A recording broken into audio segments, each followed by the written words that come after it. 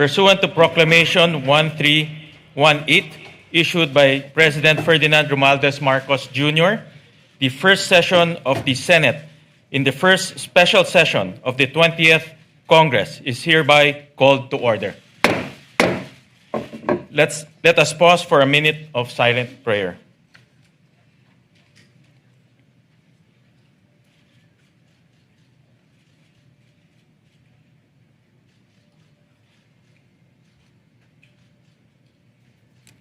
Amen. The Secretary will please call the roll. The Honorable Senator Aquino, Senator Cayetano Alan, Senator Cayetano Pia, Senator De La Rosa, Senator Ejercito, Senator Escudero, Senator Estrada, Senator Go, Senator Ontiveros, Senator Lacson, Senator Lapid, Senator Legarda, Senator Marcoleta, Senator Marcos, Senator Padilla, Senator Pangilinan, Senator Soto III, Senator Tulfo Erwin, Senator Tulfo Rafi, Senator Villanueva, Senator Villar Camille, Senator Villar Mark, Senator Zubiri, Senate President Pro Tempore Gatchalian. With 13 senators present, the Chair declares a quorum. Mr. President. Majority Leader. Thank you, Mr. President. Mr. President, I move that we proceed with the election of the Senate President of the Philippines. I so move. Is there any objection? Hearing none, the election of the Senate President is now in order. Mr. President, I move to, if I may be able to be recognized, to nominate our Senate President. Yes, we recognize the Majority Leader. Mr. President, I rise today to nominate Senate President Pro Temp Sherwin Gatchalian as the President of the Senate of the Philippines. Throughout his public service career as member of the House of Representatives, as Mayor of Valenzuela City, and as Senator, he has consistently proven his competence, his effective leadership, and his unparalleled work ethic. Siya nga po palagi ang nagsasara ng Senado, staying late in his office even after adjournment. As a matter of fact, Mr. President, I hear complaints from your staff that hindi na po sila nakakauwi ng disenteng oras dahil overwork daw sila, overwork. At palagi nilang tinatanong sa akin, kailan ko daw siya mahahanap ng girlfriend para makauwi daw ng mas maaga. Kaya, Mr. President, ikaw nga po daw, ang sinasabi niya, nagsasara ng Senado, na wala na pong staff, ikaw na lang po naiiwan. And that just shows your dedication, Mr. President, on how hardworking you are in preparing for the days ahead. He has ably led some of our most demanding and time-consuming and consequential committees, namely the Committee on Energy, the Committee on Economic Affairs, the Committee on Basic Education, and most notably, the Committee on Finance. As Finance Chair, he had navigated the very challenging period in the wake of flood control scams coming into light. But he led the Finance Committee with great resolve, spearheading unprecedented initiatives to ensure accountability and transparency in the national budget. I believe that this last budget, my dear colleagues, was one of the most transparent in recent history. As a matter of fact, whatever projects that we wanted to insert or amend into the budget, we had to come up with voluminous requirements and documents coming from the agencies themselves and the receiving bodies like the LGUs. And that was the request, not just the request, it was the demand of then Finance Chair Wing Gatchalian. He is the leader that the Senate needs in this time of division and disarray, and he has done this before. I know he'll be able to rise above the fray and lead us back to our principal function, which is to attend to the work of legislation. I have every confidence that as Senate President, he'll be able to set the institution back on the right path, guided by the highest standards of service, integrity, and morality. To my colleagues, I plead, let us elect Senate President Gatchalian and let us get back to our work in this hallowed institution. Maraming salamat po, Mr. President. And maybe we don't need to put it to a vote, Mr. President. Maybe we can do it by acclamation, Mr. President. Ayes and nays would be fine. I so move, Mr. President. So, And I move to close. There are no other nominees for Senate President, I move to close the period of nomination. Any objection? Hearing none, the nominations are closed. Therefore, Mr. President, we'd like to Therefore- congratulate. Ye, as you said, for, Yes. to vote Ayes and will, nays. as acclamation. All those in favor of Senator Sherwin Gatchalian as Senate President of the Republic of the Philippines, say aye. Aye. All those against, say nay. The ayes have it. Senator Sherwin Gatchalian is declared Senate President of the Republic of the Philippines.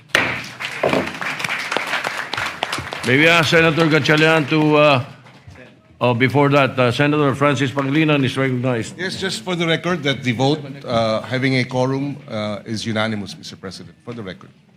Thank you. We place that on record. May we ask Senator Sherwin Gatchalian to ascend to the rostrum to take his oath as Senate President.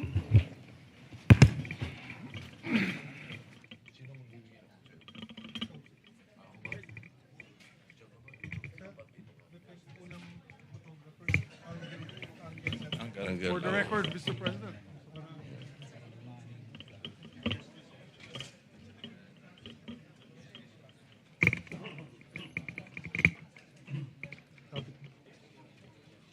Yan po sa ilaw.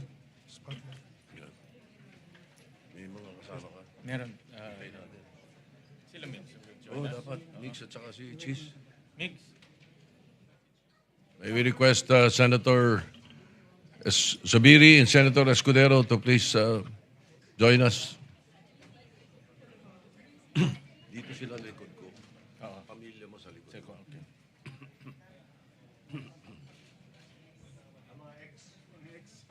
Mga X-Men. Yung sa kabila. Yung sa kabila. Dito kami. Dito kami family. Di ba dapat dito kayo? Dito kayo dalawa. Dito. Dito kayo. Yan. Yung may family. Sige. Pare, first, bachelor Senate President. Yung iba pretending. Oh, mami mo nandiyan. Diyan na. Leto na. Yeah, kompleto na. Okay. Please raise your right hand and repeat after me. I state your name. I, Sherwin Gatchalian, Having been elected to the position of Senate President, having been elected to the position of Senate President, do hereby solemnly swear do hereby solemnly swear that I will well and faithfully discharge, that I will well and faithfully discharge to the best of my ability, to the best of my ability the duties of my present the position duties of my present position and of all others I may hereafter hold and of all others I may hereafter hold under the Republic of the Philippines, under the Republic of the Philippines, that I will support and defend that I will support and defend the Constitution of the Philippines, the Constitution of the Philippines, that I will obey the laws, legal orders, and decrees that I will obey the laws, legal orders, and decrees promulgated by the duly constituted authorities, promulgated by the duly constituted authorities, and maintain true faith and allegiance and maintain true faith and allegiance to the Republic of the Philippines, to the Republic of the Philippines, and that I impose this obligation upon myself and that- voluntarily, and that I impose this obligation upon myself voluntarily, without mental reservation without mental reservation or purpose of evasion. or purpose of evasion. So help me God. So help me God. Congratulations, sir. Thank you. Thank you.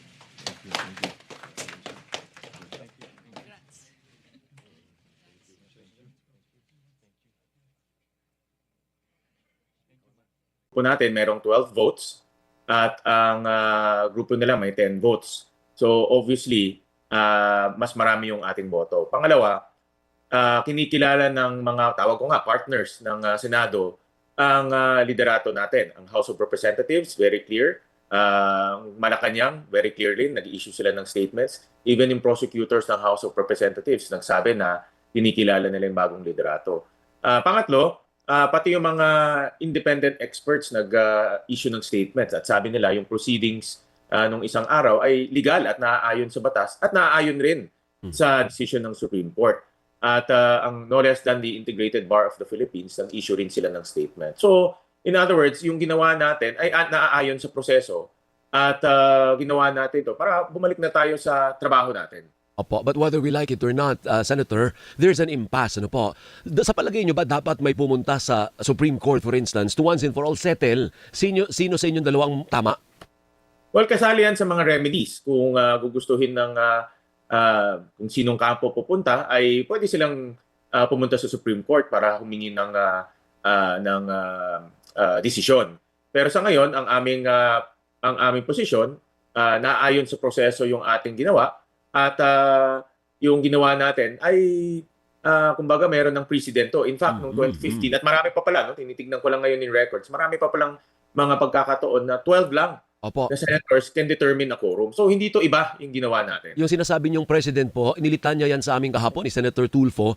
And as a matter of fact, in some instances, nandun din ang magkapatid na Cayetano, pati na si Senator Legarda na nag-agree. Correct. In fact, dahil pinaka-latest, tama si Senator Erwin. In fact, napakaganda yung kanyang research. Actually, nung nag-bring out sa akin ito, at sabi nga niya, hindi lang isang beses pala, ang daming beses na nag-12 ang determination ng quorum. So ito, hindi bago itong ginawa natin. Kaya dapat i-recognize rin ng mga kasamahan natin na itong proseso na ito ay ginagawa natin in the past. So what is your next move, Mr. Acting Senate President? Kung ang mga kabaro po ninyo, ilan sa kabaro ninyo ay hindi kayo kinikilala, anong susunod niyong hakbang?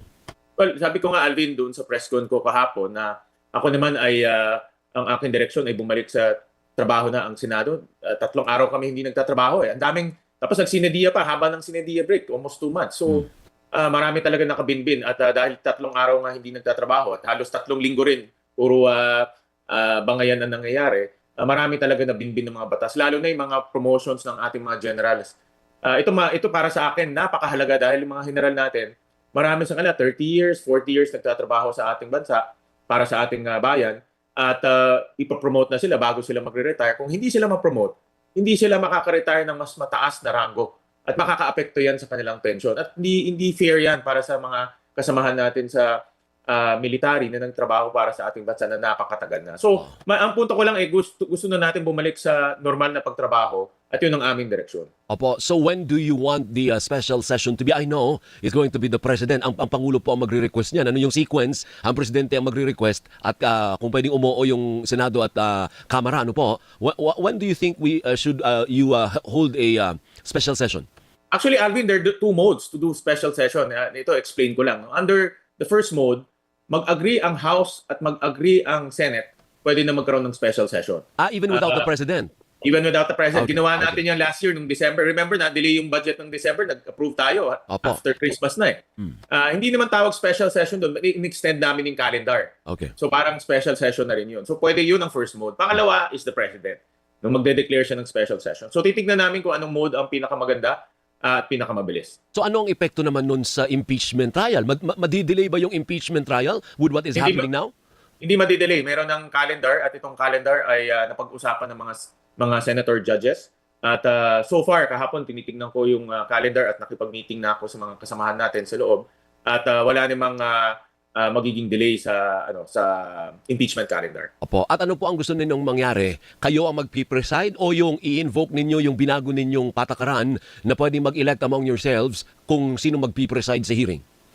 Sa ngayon, ang aming rules, ay ang nakasaad sa rules natin ay yung Senate President ang presiding officer. But in this case, dahil ako ay tinalaga na acting Senate President, tayo ang magpe-preside. Pero papag-uusapan pa namin kung ano yung pinaka-best way forward. Ang importante naman, ang gusto natin ay isang fair, maayos na impeachment trial at pag-uusapan niya ng Senado. Pero paano nga po yun pag kinuntes din? Sasabihin din ni Senator Alan Peter, hindi ako yung magpe-preside. Di may kaguluhan na naman ulit kayo. Sabi ni Senator Loren kahapon, hindi ako nagre-resign, ako pa rin ang Senate President pro tempore. Kahapon, doon sa proceedings, all seats vacant. Pag sinabi natin all seats vacant, from top to bottom yan. So, ibig sabihin, wala na yung mga dating hinalal na mga senators, chairman, even the members, vacant yun. No? So, kasi pag sinabi all seats vacant, lahat. At nagtalaga nga ng mga bagong chairman at bagong officers. So, in as far as you are concerned, wala na yun, tapos na yun. Tapos na yun. Tama ka. As far as we are concerned, meron ng bagong chairman at may bagong officers na. Opo. Paano po yan yung mga empleyado? Ang sabi kahapon ni Senator Alan Peter Cayetano, konsensya nyo na. Sinong pipiliin nyo? Yung batay sa konstitusyon o batay sa kapangyarihan? Paano nalilitong mga empleyado? Anong advice ninyo sa Senate employees, Senator Gatchalian? Ika-clarify namin yan at bibigyan namin sila ng matibay na basis galing sa Civil Service Commission at itong mga dokumento na manggagaling sa Civil Service Commission ay kikilalanin yung bagong liderato sa ating pamumuno. At dahil nga ang executive ay kinikilala na rin tayo, pati yung mga communications natin, kikilalanin lang nila yung bagong liderato pagdating sa mga communications and coordination. So, by that sense, magiging kampante na rin ang mga Senate employees natin. Naku, aminado ako at naiintindihan ko yung kanilang saloobin at naiintindihan ko yung kanilang confusion, pero aayusin rin natin yan. Lang, yung proseso natin ay legal. Tayo ang kinikilala ng mga different branches of government. At ito yung mga basis. No? Even yung mga, like I said, even yung mga independent legal experts, sinasabi na walang problema sa proseso. And I also wonder, paano po i-deal ni Senator Erwin Tulfo? Di ba may hearing po sa Monday? Naku, isa din po siya sa pinangalanan kahapon. Doon naman sa pinatawag naman na pagtitipon ng grupo ni Senator Alan Peter. Ikaw ang chairman ng Blue Ribbon, isa ka sa pinangalanan ng ex-Marines. Alvin, ito ka-clarify ko lang. No? Yung nangyari kahapon, hindi hearing yun, kundi gathering. At yun ay dahil senador yung mga kaharap, at pinapayagan naman ng senador pumasok sa loob ng building, ay, of course, opisina nila yon, ay nakapasok sila sa loob ng building. Pero yung pagtitipon na yun, hindi yun hearing. No? Yun ay, para sa akin, isang gathering. At yung gaganapin na hearing on Monday, ayun ang official hearing, na ang chairman ay si Senator Erwin Tulfo. Kung ano man yung sinabi nila kahapon, hindi official yun. No? Kung gusto nilang ulitin yun, di ulitin nila yun on Monday dahil invited naman yung 18 Marines on Monday. At dahil invited sila, sabihin nila ulit kung ano yung sabihin nila doon para maging official. Pero para sa akin, kung ano man yung sinabi nila kahapon, hindi official yun. Dahil yung mga sinasabi nila, pinipili rin nila. Hindi rin tama yun. No? Kung gusto nila magsabi ng totoo, dapat lahat-lahat at gawin sa official venue. Paano pinipili, Senator?